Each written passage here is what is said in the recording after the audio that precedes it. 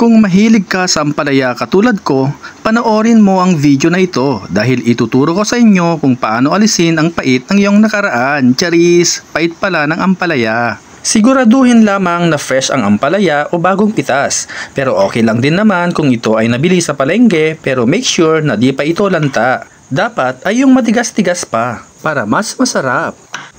Hatiin lang natin ang ampalaya at alisin ang nasa gitna nito o yung mga buto.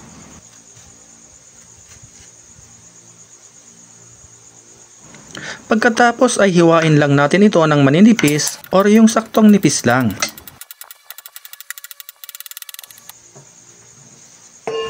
Ilagay natin ito sa isang bowl at lamasin ng asin.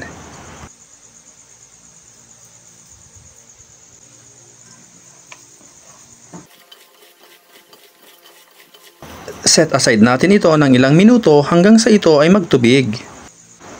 Habang naghihintay tayo ay umpisahan na nating maghiwa ng sibuyas at ng kamatis.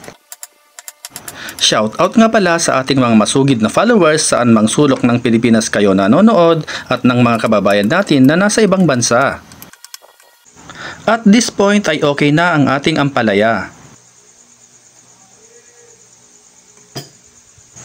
Hugasan na natin ito ng maigi sa running water.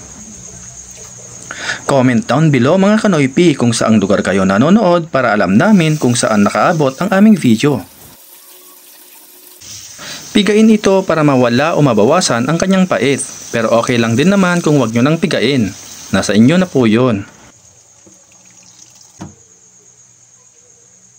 Sa isang bowl ay paghaluhin lang ang asin, asukal, paminta, at suka.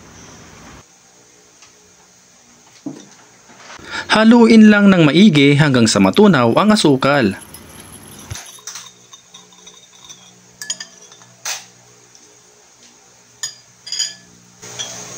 Pagkatapos ay ilagay na natin ang ampalaya.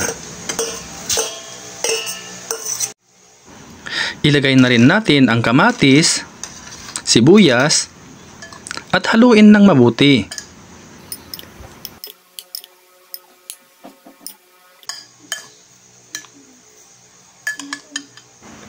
Tikman na natin kung okay na ang lasa. Masarap itong i-partner sa mga pritong ulam, inihaw at adobo.